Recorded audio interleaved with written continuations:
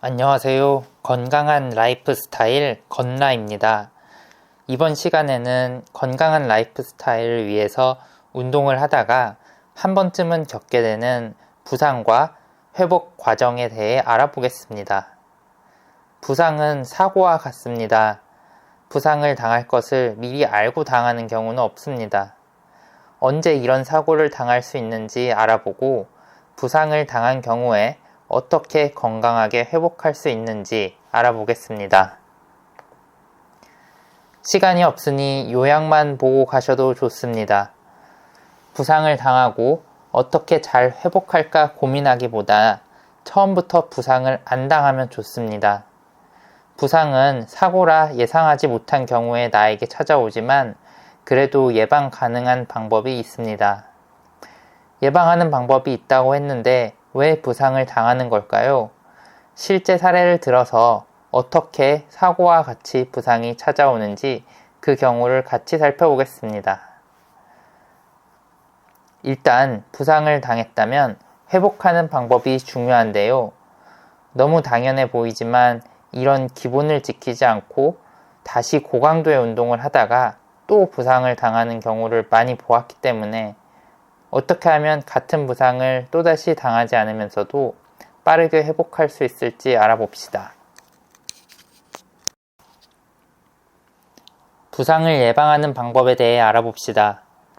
정말로 운동 중에 돌부리에 걸려 넘어지거나 다른 사람과 부딪히거나 하는 등의 사고가 아닌 이상 부상은 내가 감당할 수 있는 한계를 벗어난 과한 사용으로 인해 발생합니다. 따라서 평소에 내가 어느 정도 운동을 하고 있는지 알고 있다면 과사용으로 인한 부상을 예방할 수 있습니다.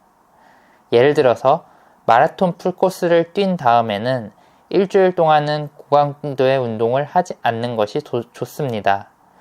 소수의 평소에 40km 정도의 조깅 또는 3-4시간 운동을 아주 일반적으로 하던 사람이 아니라면 마라톤 풀코스를 뛰는 것은 육체에 엄청난 부담을 주기 때문입니다.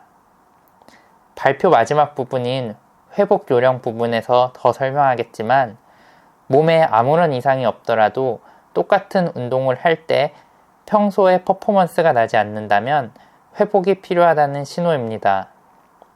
요즘에는 스마트워치 등을 차고 운동을 해서 자동으로 운동 기록이 측정되고 스트라바 같은 앱을 이용하면 내 운동량을 보다 쉽게 보여주는데요. 이러한 기능을 이용할 때 권장되는 운동량 이상을 매번 초과해서 운동하지 않는 것이 좋습니다. 이는 대략 10% 룰이라고 일주일에 지난 운동량에 비해서 10% 정도 증가시켜서 점진적 과부하로 내 체력을 향상시키는 것을 말합니다. 예를 들어 1시간 조깅을 하고 조금 힘들었다면 그 다음 주에는 무리해서 조깅 시간을 늘리기보다는 1시간의 10%, 즉 1시간 5분에서 1시간 10분 사이로 조깅을 해주는 게 좋습니다.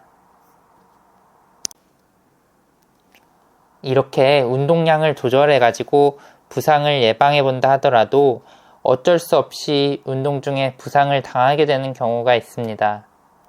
제 경험을 2가지 공유하자면 첫째로 제주도 일주 코스를 돌 때였습니다. 계획한 코스의 4분의 3 지점까지 도달했는데 무릎에 통증이 느껴져서 페달링이 힘들었습니다. 중간에 포기를 하고 택시를 타는 것도 현명한 방법이었겠지만 당시 같이 간 사람들도 있었고 또 통증이 엄청 심하지도 않았습니다. 약간 불편한 정도라 근데 그것을 무시하고 코스를 차마 완주하지는 못하겠어서 진통제를 먹고 결국 완주를 하였습니다. 통증은 몸에서 손상을 막기 위해 쉬라는 아주 강력한 신호를 보내는 것인데요. 인위적으로 이 신호를 무시하고 마무리를 했으므로 그 후에는 더욱더 철저하게 휴식을 취해 주었습니다. 2번째 경험은 청계산과 광교산을 한 번에 넘어가는 청광종주를 할 때였습니다. 광교산을 찍고 마지막 형제봉을 남겨두었는데요. 내리막길에서 허벅지에 급성 근육통이 느껴져서 마지막 형제봉은 올라갈 수가 없어 포기했습니다. 거기서 최단거리로 마을로 내려와 택시를 타고 복귀하였습니다. 이때는 견딜만 해서 소염 진통제까지는 먹지 않았지만 이렇게 남의 도움 없이 나 스스로 복귀를 해야 하는 상황에서는 산 중턱에서 어쩔 줄 몰라 시간을 보내기보다는 소염 진통제를 먹고 빠르게 복귀해서 쉬는 게 나은 선택일 수 있습니다. 소염 진통제라고 해서 타이레놀을 먹는 분들도 제가 보았는데요. 그것은 해열 진통제라고 열을 내려주는 역할을 할 때, 즉 감기에 걸렸을 때 먹는 아세트아미노펜 성분입니다. 운동하다가 염증에 의해서 통증이 발생한 경우에는 염증 반응을 억제해주는 이부프로펜이나 나프록센 성분의 소염 진통제를 먹어주어야 합니다. 그리고 마라톤이나 자전거 대회가 끝나고 빠르게 회복하고 싶어서 소염 진통제를 먹는 경우도 있는데요. 꼭 먹어야 될 이유가 없다면 자연스럽게 회복하는 게 회복도 완전하게 되고 소염 진통제를 먹으면 근육의 합성에 안 좋은 영향이 있다는 연구 결과도 있습니다. 부상을 당한 이후에 빠르게 회복하는 요령을 알아보겠습니다. 단순한 지연성 근육통이라면 운동 후 3일 정도 지나면 통증이 다 사라질 텐데요.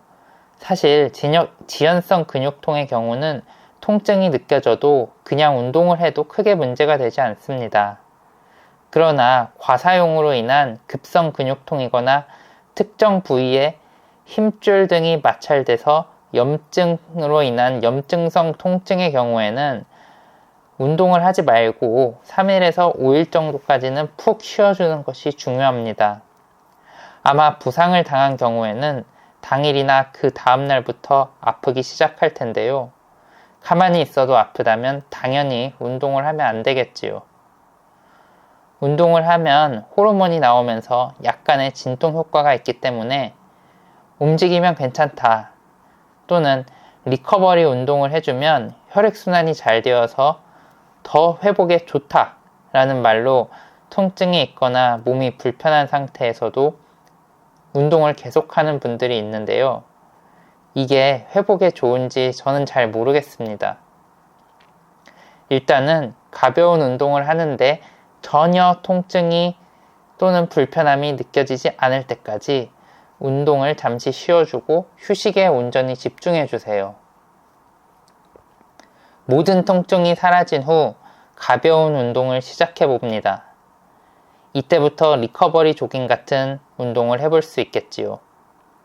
하지만 평소와 똑같이 뛴다고 생각했는데 속도가 평소처럼 붙지 않는다든지 하는 이상함을 느낀다면 아직 부상이 완전히 회복되지 않은 것입니다. 따라서 강도를 높이기보다는 딱 리커버리용으로 가볍게 짧은 시간 동안만 몸을 풀어주세요. 가벼운 운동에서 퍼포먼스가 돌아왔다면 강도를 조금씩 올려봅니다.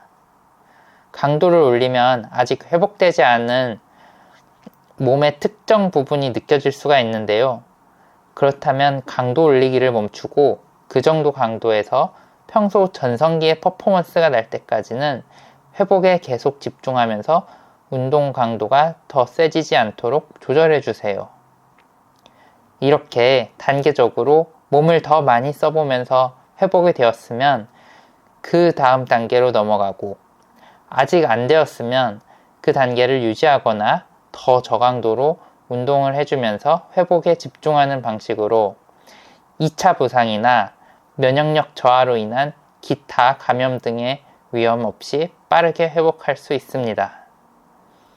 휴식까지가 운동이라는 말을 꼭 명심하고 내가 하는 이 운동이 건강하기 위해서 하는지 건강을 잃어버리기 위해서 하는지 잘 생각해 보면서 건강하게 운동합시다. 우리 모두의 건강한 라이프 스타일을 위해 보완이 필요한 부분이나 이야기 나누어 보고 싶은 주제를 댓글로 달아주세요. 항상 여러분의 건강한 라이프 스타일을 응원합니다. 건나.